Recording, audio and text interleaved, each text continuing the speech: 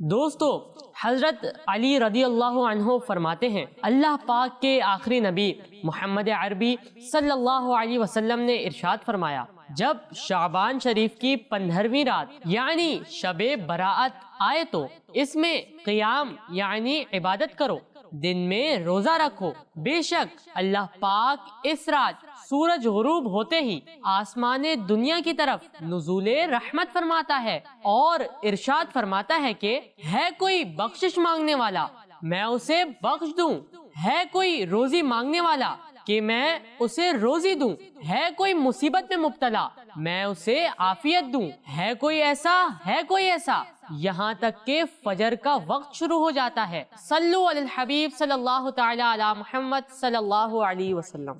براءتوں کے پیام لائی نہ جائے جالی کوئی سوالی، بچوں کا مدنی چینل آ گیا، بچوں کا آ گیا۔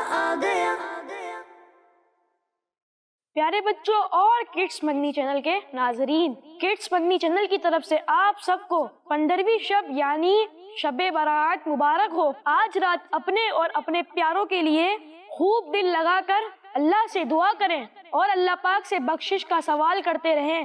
براءتوں کے پیام لائی نہ جائے جالی کوئی سوالی، بچوں کا مدنی چینل آ گیا، بچوں کا آ گیا۔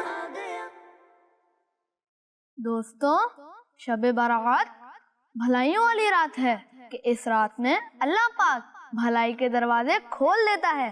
اس رات میں دعائیں قبول ہوتی ہیں، مرنے والوں کے نام، لوگوں کا رزق اور اس سال حج کرنے والوں کے نام لکھے جاتے ہیں۔ اس رات میں اعمال نامے تبدیل ہوتے ہیں۔ صلو علی الحبیب صلی اللہ تعالی علی محمد صلی اللہ تعالی علیہ وسلم۔